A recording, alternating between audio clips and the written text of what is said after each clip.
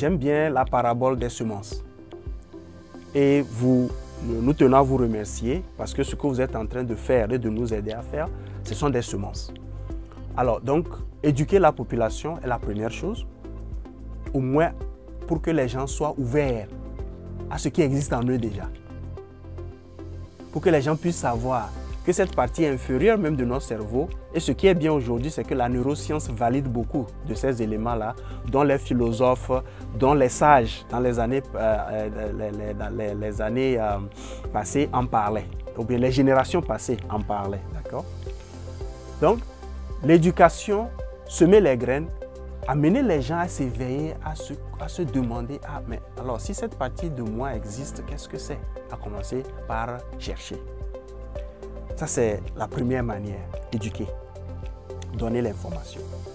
La seconde manière, c'est nous, en fait, capitaliser, comme je l'avais dit tantôt, sur la technologie. Aujourd'hui, il y a des outils qui nous aident, suite donc à certains questionnements et tout, de pouvoir donc sortir ce profil cognitif-là de tout être.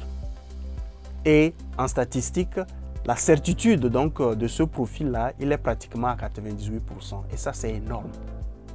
Donc là, nous amenons donc la population à comprendre en fait que si leur curiosité est motivée, ils font le choix de mieux comprendre, ils doivent maintenant prendre des actions.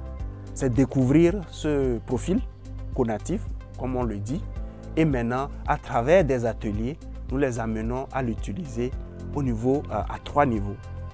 Premièrement, à devenir plus productif. Parce que imaginez-vous, vous ramez contre les vagues, d'accord? Vous et moi, on sait très bien qu'on n'ira nulle part. C'est un peu cette guerre-là qui se passe en nous, qui crée le stress même. Parce que nous nous retrouvons peut-être professionnellement, dans un travail, personnellement, dans des relations qui sont à l'encontre en fait de notre unicité ou de notre, comme nous l'appelons, notre mode d'opération. Alors, cette guerre interne-là fait que nous créons du stress.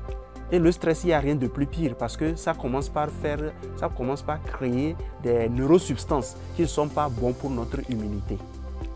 Alors, être plus productif, nous utilisons effectivement les outils donc cognitifs pour aider les gens à aller en synergie avec donc comment ils fonctionnent.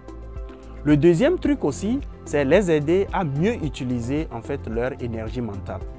Alors, nous considérons ici comme énergie mentale cet aspect-là qui, vous et moi, on va se mettre d'accord ici, que souvent, quand vous êtes mentalement fatigué, c'est pire que la fatigue physique. Parce que l'énergie, à partir donc de votre force cognitive, elle s'épuise. Il faut la régénérer, d'accord, à travers les repos, comme on le sait, écouter une bonne musique, aller à la plage. On le fait, ces petits trucs-là. Mais on ne se rend pas compte que ça fait partie de tout un écosystème donc, de notre être. Et le troisième, qui est vraiment important pour notre monde aujourd'hui, c'est arriver à mieux collaborer, à mieux communiquer. Puisque quand vous savez par exemple que naturellement, je suis quelqu'un qui va toujours poser des questions pour vraiment mieux comprendre. Et peut-être par contre vous, déjà je vous donne les grandes lignes là. C'est bon pour vous pour avoir une image de ce qui va se passer. Quand nous sommes en réunion, quand nous sommes sur un projet, on ne va pas se mettre à se battre là-dessus. Alors donc la communication en fait est mieux élaborée quand les individus, donc nous prenons la connaissance individuelle maintenant à un niveau collectif. Parce que maintenant on arrive à détecter, nous connaissons en fait l'identité, le profil individuel, on peut maintenant le concilier avec le profil collectif, mieux travailler ensemble, mieux collaborer ensemble pour donc des meilleurs résultats.